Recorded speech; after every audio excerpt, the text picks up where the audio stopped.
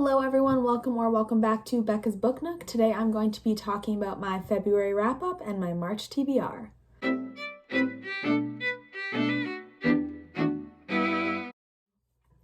February was another really great month for me. I finished 8 books in total, and out of those 8, there were 2 5-star reads, which is really wild and has only happened like one other month for me. So this is really awesome for me. It was a great reading month.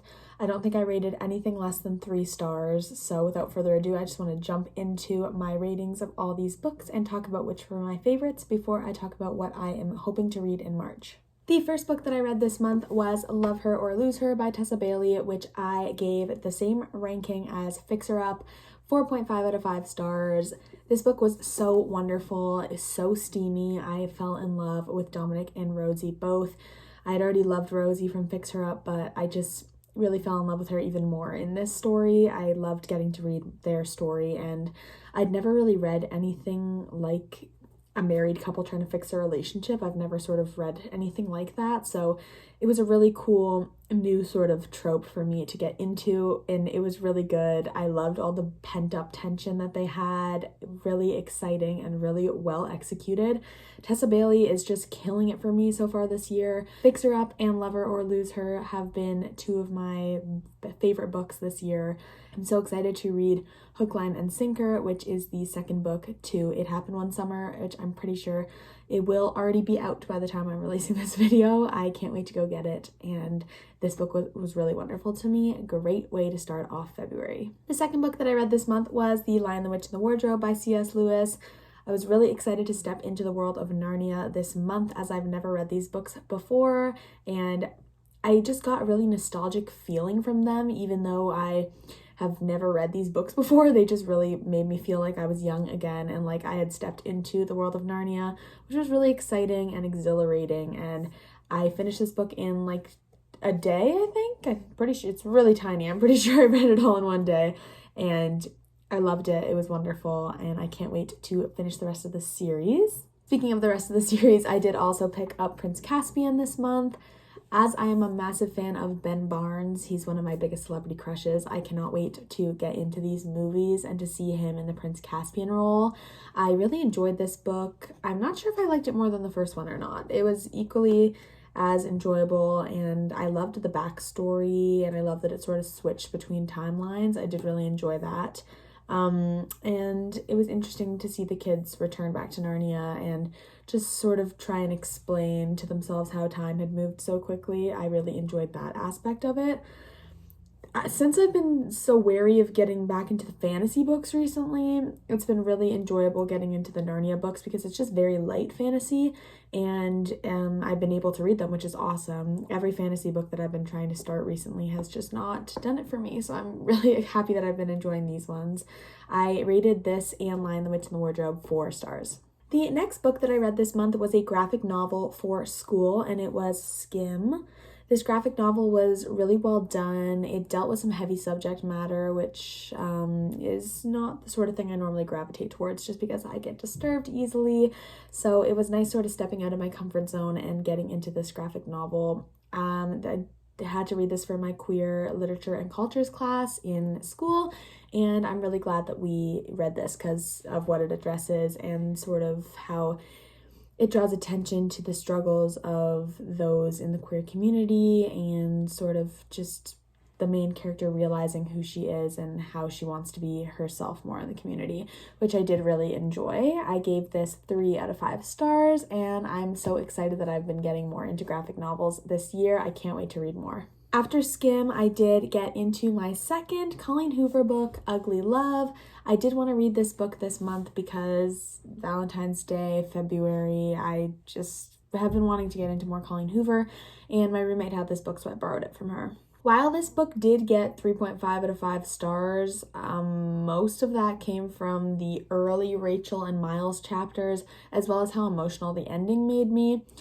Everything sort of else would have been made the book rated less. Tate bothered me for pretty much the entire book. Miles bothered me for just a little bit less of the book than Tate did. I really just wasn't understanding their whole dynamic. It just wasn't that enjoyable to me, or as enjoyable as November 9, because I literally loved November 9. And this book just didn't give me the same love that I had for November 9. Overall, I think it was an okay book. I look forward to reading more Colleen Hoover and seeing which ones I enjoy more than Ugly Love. Hopefully there are stuff that I love more. If you have any recommendations of more Colleen Hoover books for me to read, please comment them down below. I would love to hear your opinions. After Ugly Love, I did pick up The Song of Achilles. I listened to the audiobook because it was fairly short, and I have just been reading this book off for so long. I don't know why. I love Greek mythology, and I don't know, I've been recommended this book so many times, but for some reason I was putting it off and not wanting to read it. And I really don't know why. I think it might have something to do with the fact that while I do love Greek mythology, I always found the stories of like the Iliad and Achilles sort of boring. I never really wanted to read about them. But this book just completely changed my mind. This was my first 5-star read of the month. I absolutely fell in love with the writing. Madeline Miller is unreal. I'd find myself crying just at the way she described things. She described love in the most perfect way ever that I've ever read of before, down to just noticing everything about the person that you're in love with, and it was just very emotional for me to read. The ending, obviously, I was a mess. I just fell in love with this story. It was really, really well done. I definitely see myself rereading it in the future or re-listening to it because the audiobook was just so well done. It's on YouTube. I will link it down below.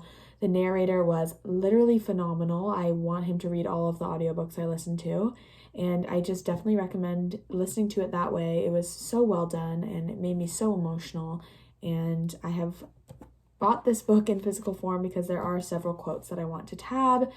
I fell in love with it. Congrats, Madeline Miller. I can't wait to read your other work. After Song of Achilles was my second 5-star read of the month, Tools of Engagement, which is the third and final book in the Hot and Hammered series.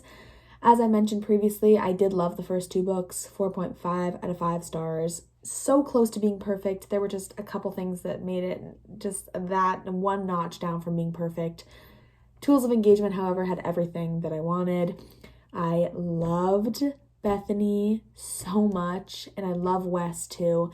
I love their relationship. I loved the tension. I loved the enemies to lovers. We both know they never really hated each other. I loved the aspect that Wes is like a young father. He's just thrown into the father position. And I loved seeing Bethany from this new level where everyone thinks she's perfect, but she's not. And she's so stressed and anxious to make everyone think she's perfect. It would just add a lot of depth to the story, and I really fell in love with it. I teared up several times reading this book. It was a great way to end the series, and once again, Tessa Bailey is killing it. I can't wait to read everything else she writes. And finally, the last book that I did read this year / listen to was Jane Eyre by Charlotte Bronte. As I mentioned before, I've been trying to read this book since the 8th grade when I got this stunning copy. I'm obsessed with it. I've been obsessed with it since I got it, and I could just never get into it. This time I found the audiobook and loved it. I loved the way it was read. I loved the story. I loved every element of this book. It was 3.5 out of 5 stars for me, which it's pretty good for a classic. It's like a really good classic that I've read so far. I was definitely not expecting to enjoy it as much as I did, but I did really like it. I love the spooky elements. I was not expecting that for some reason, but there was a bunch of like sort of scary moments that were going on, which was really cool to read about because I'm not used to reading stuff like that. So it was really exciting, and I'm excited to read more of the Bronte books, and I'm going to talk about that a little bit more in the next portion of this video. So those were the 8 books that I read this month. I'm so happy with all of them. Standouts were obviously Song of Achilles and Tools of Engagement, though I did enjoy every single book that I read this month, obviously, since nothing got less than 3 stars, which is like really great for a month. That's like really awesome for me. I'm now going to talk about the books that I am hoping to read in March. March is my birthday month, so I love it, obviously. I'm hoping to get lots of reading done. Last year in March, I fell into a really heavy reading slump. due to The Invisible Life of Addie LaRue, which I have mentioned before. I just did not want to pick up any book, and that really was hard for me because obviously I love reading. I want to be spending my free time reading, so I'm really hoping that this month is better, and let's talk about the books I want to read. For the month of March, I do have 5 books on my TBR. Obviously, I would love to read more than 5, but I think 5 is an ambitious enough number to put down on paper and in video form. So I'm going to talk about the books that I want to read now. The first book on my March TBR is The City We Became by N.K. Jemisin. This is another book for my queer literature and cultures class, and it is a fantasy, which I'm a little nervous for. I've heard really phenomenal things about this book. I'm excited that I have an actual novel to read for an English class. This is like the first since first year, which is like really sad since I'm a literal English major, but I'm really excited. I've heard really great things about this author and about this book, and I'm just really excited to jump back into a fantasy.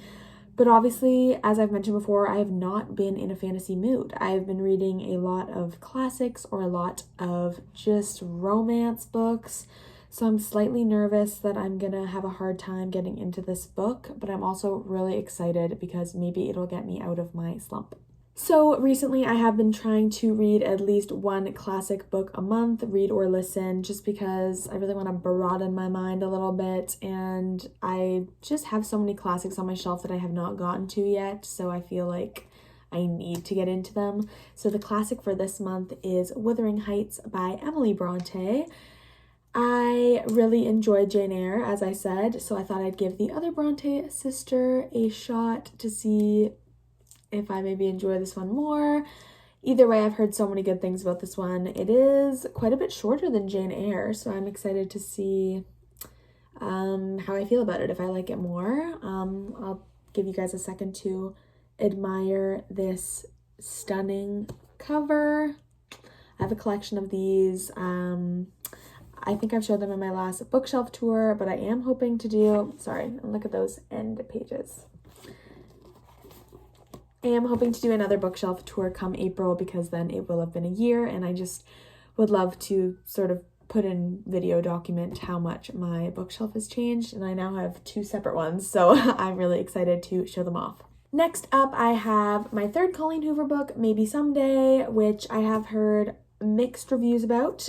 I'm borrowing this from a friend, and she said that it was good, pretty fast-paced, and a pretty quick read, but I have also heard that it is not her best work, so I'm excited to get into it. And once again, I'm trying to compile some Colleen Hoover books and maybe hopefully do a whole video on the books that I enjoyed and the books that I didn't like by Colleen Hoover, because I feel like I should be giving her a shot since so many people love her work. Next up, we do have the 3rd book in the Narnia series, The Voyage of the Dawn Treader, of course by C.S. Lewis. I just want to finish the series. I got a box set of 6 of the books, and I want to just read them and see. I really like the nostalgic feeling they give me, so I'm hoping I enjoy this one as well, and then I get to watch the movie, which is, of course, Ben Barnes, Prince Caspian, who I love, so I'm excited to get into that one and see if I enjoy it as much as the rest. And the final book on my March TBR is the one that I'm most excited about. I will be reading Clockwork Angel by Cassandra Clare. Last time I read this book was the end of 2020, so it hasn't been that long, but it feels like it's been a long time since I've been with my baby Will Herondale, and I decided to give myself a little treat on my birthday month.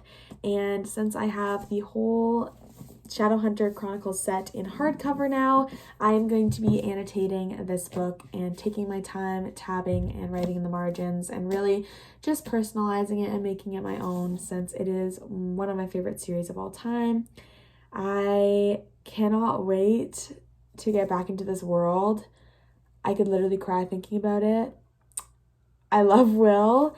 I feel like I just really need to be back with Heron Greystairs right now. I feel like I need to be thrown back in that world, and Normally in March, I have a new Cassandra Clare book to look forward to, but unfortunately, Chain of Thorns has been pushed back all the way to November, so I'm giving myself a little treat here by rereading this, and I'm really excited to personalize it and just be reunited with my comfort characters. So that is it for today's video. I hope you guys enjoyed watching this and hearing about the books I read in February, as well as what books I'm hoping to read this month.